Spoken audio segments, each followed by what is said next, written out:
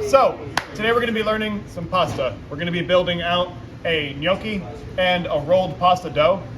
These are really easy to make because they only have a couple of ingredients in them, and knowing the ratios that you make these with make it so that you're never without a recipe for gnocchi. All right, the mise en place couldn't be simpler for any of these things.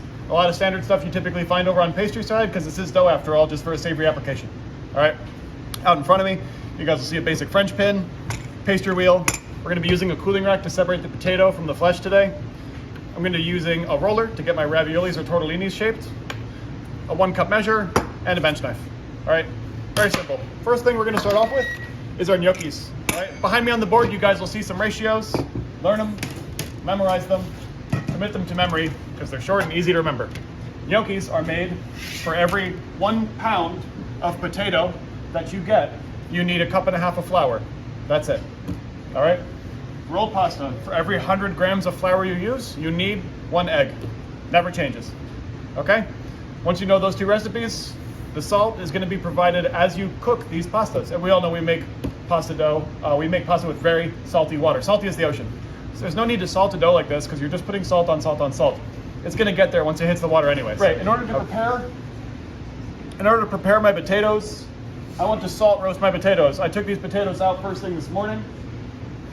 Right, these just got a little bit of oil all over the tops of them. I put them in a 500-degree oven, and right before they went in there, I completely covered the top skins in salt. All right, this is going to draw out the moisture and make a really dry inside of this potato, literally as dry as we can. The drier the potato, the more soft our dough is going to be. Okay, cracking this open is a little hack I'll show you on a cooling rack. I got a couple of these quarter pan cooling racks on the top. You can use any size that is suitable for the size job you're using. All right. So all we're gonna do here is just take a bench knife, make a slit. You're gonna turn this flesh side down so you're holding the skins, right? And you're just going to press against this mat and all the potato is gonna fall out the bottom. Really simple, right? All right. Save your skins. Make sure none of this sort of paperiness gets through there. Everything that comes out should be tender. I'm gonna look for about 1 pound of potato. These should be warm when you use them. If you use them when they're cold, they get really gluey and hard to put together. All right, tear your scale with a bowl in it. You're gonna be mixing your gnocchis in there and we're gonna measure out 1 pound of potato. Once I've got my potato fully separated out, we're just gonna mix in our flour, really simply. All right, first thing we're gonna do is add 1.5 cups of flour to our potatoes.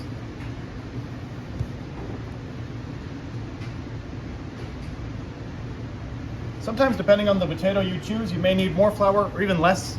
So be a little stingy at first, work it in your hands and feel how it looks. If it seems really wet, just add flour, right? There's no crisis in adding a little bit of extra into here. All right, I'm just gonna toss these around gently until all my potatoes are really coated and until all the powderiness of my flour starts to go away. We're essentially gonna be mashing the potato by kneading it here. All right, so once this is coated and I can see that everything's looking pretty together, I'm gonna start to literally crush this in my fingers until I can form a really basic shaggy dough in my bowl. I can feel that my potatoes are a little wet, so I'm going to be adding a little bit of flour to my surface for when I work the dough itself. And you get a vacation. Soon you will be potatoes. All right, work your gnocchi dough, both mashing your potato and developing a little bit of the gluten in your starch. All right. Once we got a dough starting to form in our hands, the idea here is I want to work it, but I don't want it to be too sticky. All right, so I'm probably adding almost 1/4 cup of flour onto my dough here. So I want this to be soft and pliable, but not sticky to the touch. Otherwise, it's going to be very difficult to work. All right, once my dough is starting to form, I should have a nice smooth ball. Pick up all my extra pieces.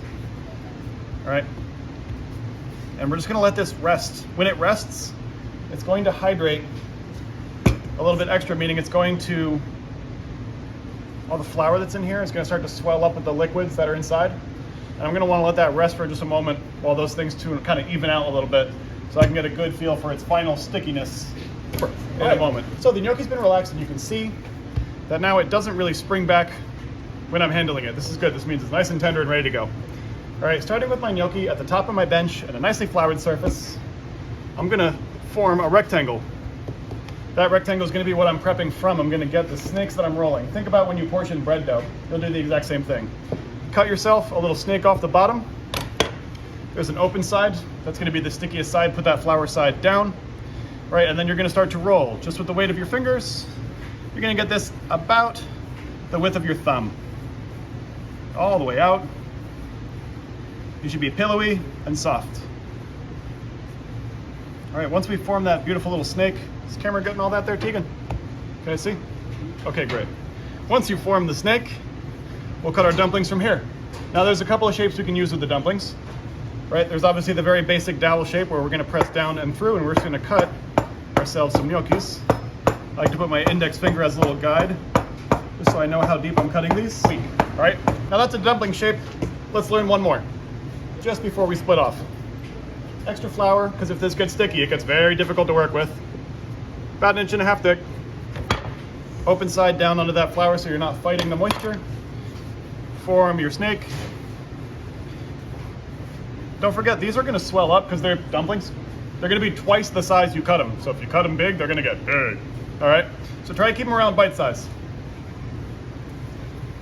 So we'll cut our dumplings, same as. Then we're actually gonna use that roasting rack, right, that we pressed. You can do a couple where you just set it into the palm of your hand, literally make an indent with your finger, and then when those boil up, that's a nice little pocket for your sauce to live in. Right, you can also just take a rack or a fork if you're working at home, right, and you can just take your thumb and just press your gnocchi against it, and you wind up with these fun little shapes pressed up against your dough, just like that. Right, so you can make a couple of those, press them through, just rolling your thumb over whatever structured surface you want. You can get these really cool little dumpling shapes. These are awesome. The idea here is just making little pockets for all the delicious sauce you're gonna roll them around in to cook up. They'll hold those shapes great. For these ones, be a little bit more delicate with them while you get them onto your half sheet pan. Get them texture side up so they don't wind up all flat and gross after you made them nicey nice. Okay? So today, I would like you guys to make a 1 pound batch of our gnocchis. All right, I've got your potatoes here back and prepped. You work in teams of 2 so that we have plenty of gnocchis for our special. Once you guys have